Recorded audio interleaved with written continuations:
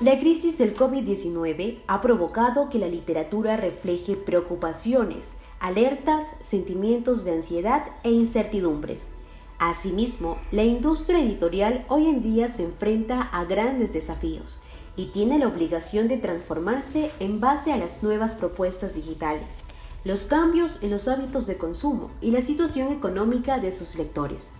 Steven Espinosa, dueño de la librería La Madriguera, comenta cómo vivió esta pandemia. Al inicio de la pandemia, La Madriguera, evidentemente nadie teníamos claro cuál era la situación a la que nos estábamos enfrentando. No sabíamos el tiempo del encierro. Un principio era una semana, después subieron a 2 semanas y así nos fuimos 2 meses. Entonces, frente a esta situación, La Madriguera decidimos en un sentido un poco arriesgado también en salir a entregar libros. La Madriguera, al siguiente día de que nos encerraron, bajo los horarios que se permitía circular, nosotros empezamos a hacer delivery dentro de Guayaquil. Entregamos los libros puerta a puerta. Pero el tema virtual funcionó bastante bien. Eso nos obligó también a de que tengamos que tener nuestra propia página web. Pero la gente ya quería un catálogo, o sea, ya no se guiaba mucho por lo que teníamos en nuestras redes sociales, sino que ya efectivamente dice, bueno, ¿y qué fondo de títulos tiene? Todo eso. Entonces, en ese sentido, La Madriguera empezó a despegar, tuvimos un posicionamiento mejor.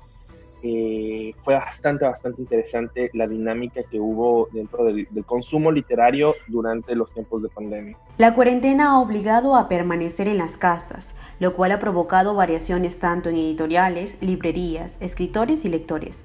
María Fernanda Ampuero y Félix Villasís, escritores ecuatorianos, dan su punto de vista acerca del tema. Lo más importante que descubrí en este periodo en el que estuve trabajando con libreros y con el mundo editorial es la cantidad de editoriales independientes ecuatorianas que hay, que hacen un trabajo excelente. El problema que ellos enfrentan es que las grandes cadenas de librerías, que además en este país es muy difícil sostener una librería, con lo cual de eso mismo se aprovechan los grandes grupos de poder económico de este país. El medio editorial fue muy golpeado porque no hubo importaciones de nuevos títulos, se retrasaron muchos lanzamientos, se cancelaron muchas publicaciones debido a que no hubo dinero, no hubo ventas, librerías cerradas, no hay editoriales que puedan tener sus fondos, no hay cómo financiar nuevos autores, no hay cómo distribuir nuevos títulos. Necesitamos del lector que va a la librería. Así como afectó a la industria, también la pandemia ha dejado su huella en los escritores y su trabajo. La falta de concentración y la incertidumbre han englobado el presente de la literatura.